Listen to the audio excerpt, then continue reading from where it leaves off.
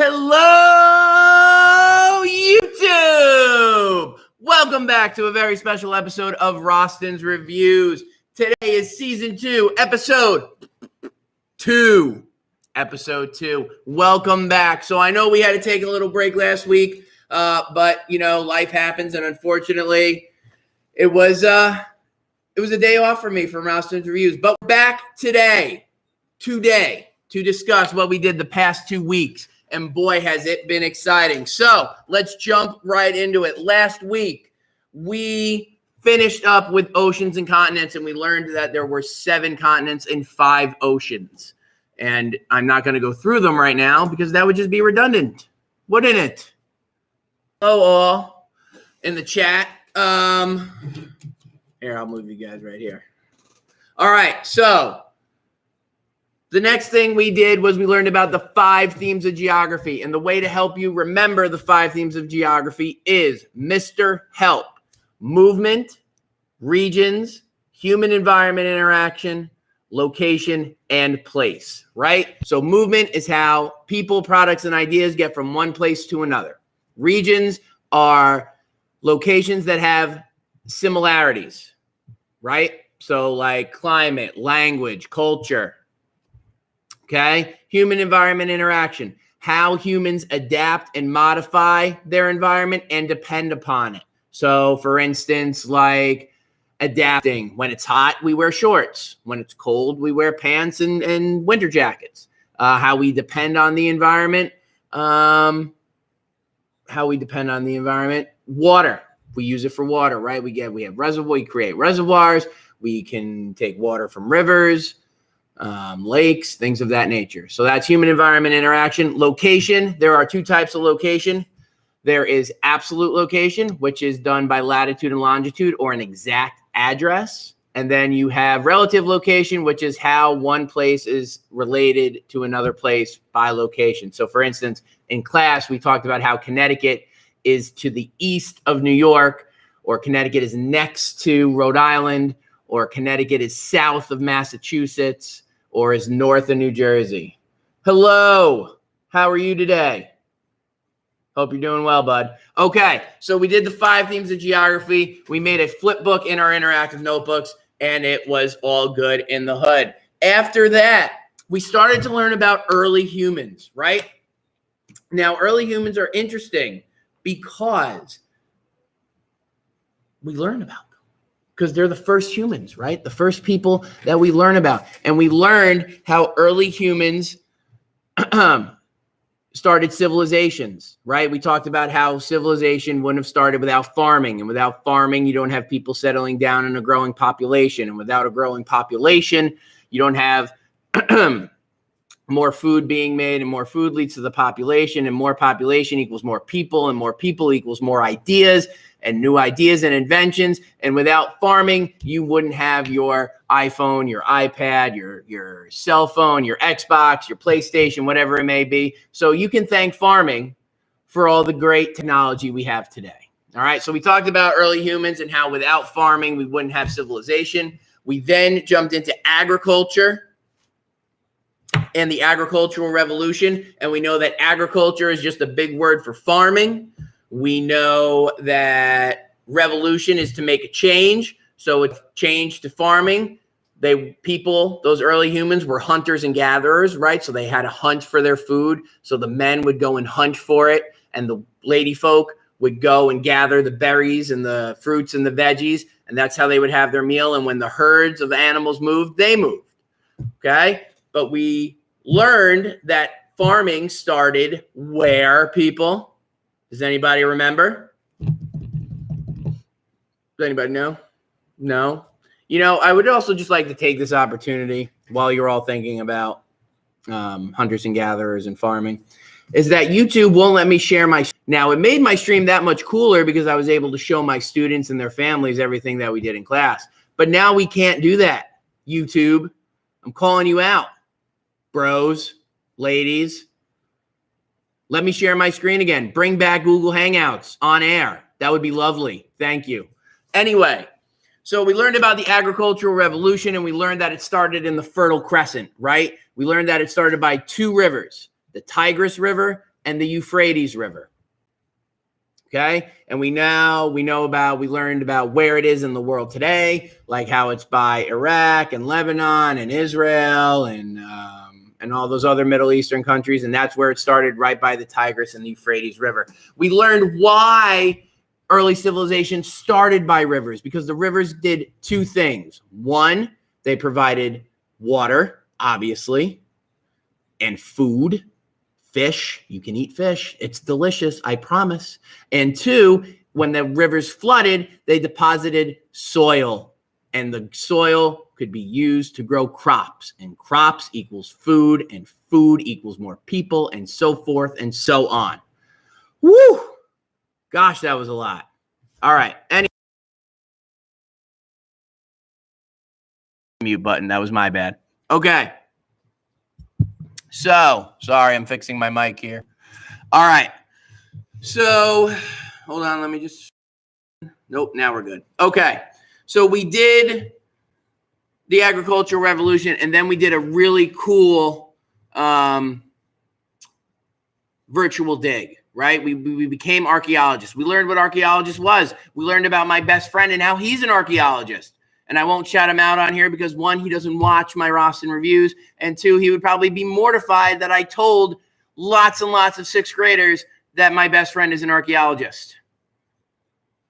But I don't care. He's an archaeologist, and he's awesome. So we learned that archaeologists look for artifacts, that they go to different places around the world, they dig into the ground, and they try to find these artifacts. And we know that artifacts are objects that were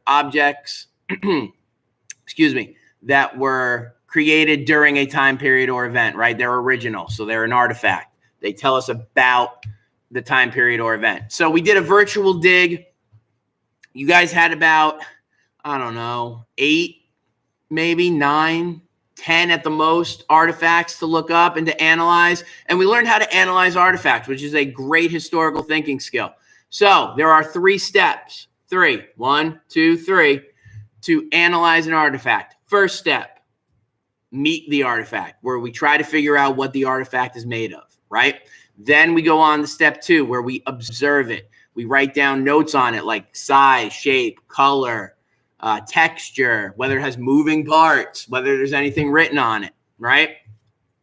So then we do that. So we've met the artifact, we observe the artifact, and then we try to make sense of it, where we use our inferencing skills, which we've literally been working on inferencing since the first day you walked into social studies. And we learn and we try to make sense of it. What was the purpose? Who used it? What was it used for? What is a similar item to today? So we did this awesome dig.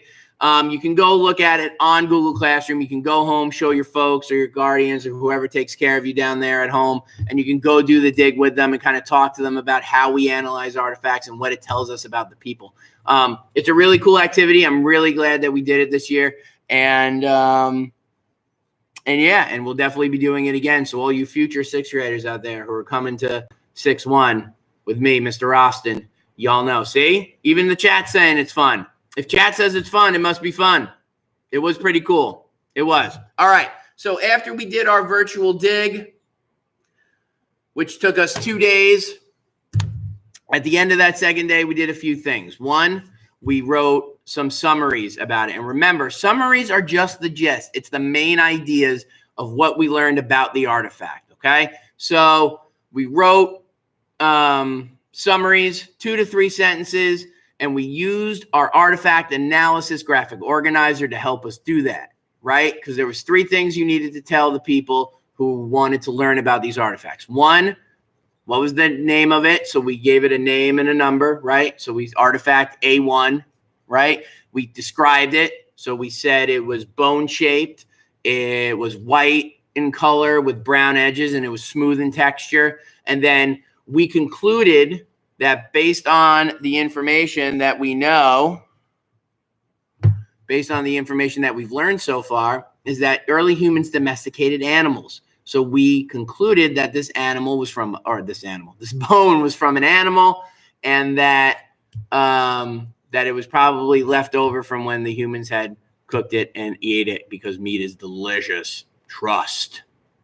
Not saying that everybody has to eat meat, but I'm saying for me personally, I'm a big meat guy. I love to eat hamburgers, steak, chicken, turkey, right? Because remember, what's my favorite thing to do on Thanksgiving? That's right.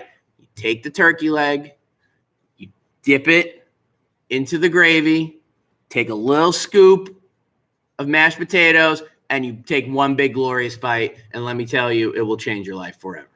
Legit. Yes, eat turkey legs. Thank you. Exactly. All right. After that, today we had our first mid-unit assessment. Well, some of you did. Orange, yellow, green, and blue did. And your grades have been posted. Some of you are not going to be happy. Some of you are going to be pretty happy. Some of you are going to be really happy. For those of you that are not happy with your grade, you're lucky that I am here because I do something really cool. So for 1 week, I'm not stretching this out. It's 1 week.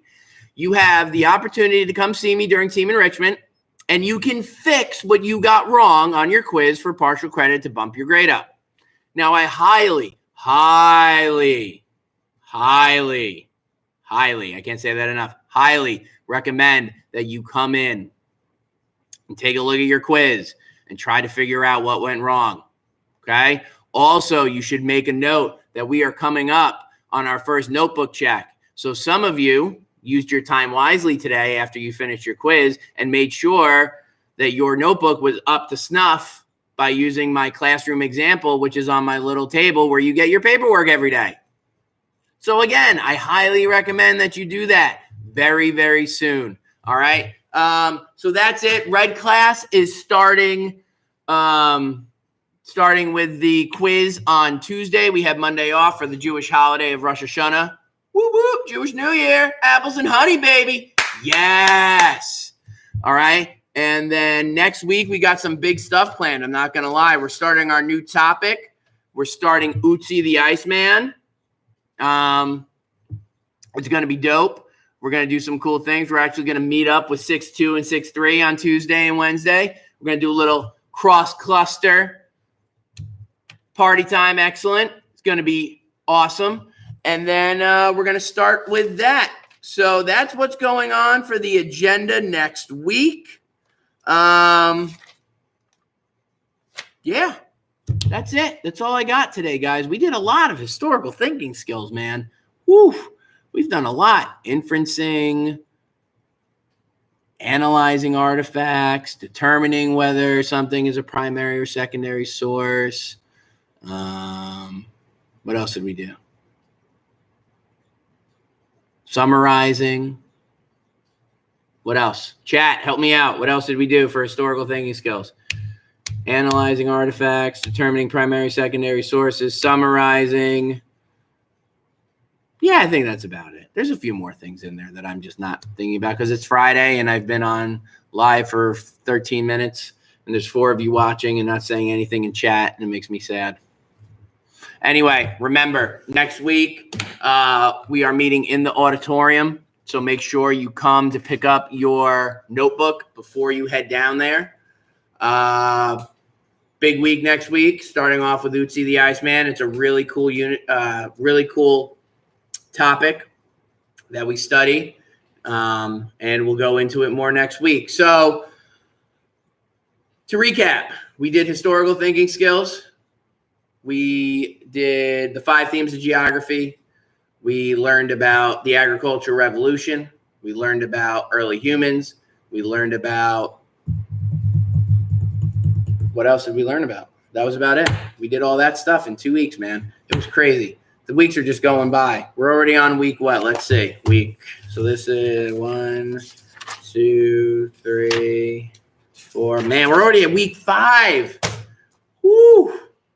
Week 5, 35 more weeks left. All right. That's all I got for this week of Rosten's Reviews. Remember to like and subscribe. Hit that bell so you get notified every time I go live. We go live here every Friday at 3 o'clock on the dot. And I'm trying to work on YouTube to try to let me share my screen again. I really wish they would. It really bothers me that I can't do that. But other than that, have a great weekend. Okay. Like I always tell you, recharge the batteries, take some time for yourself and your family, come back ready to give it 110% because you know I'm coming with the energy on Tuesday. I hope you all have a great weekend. Be safe. Don't be stupid.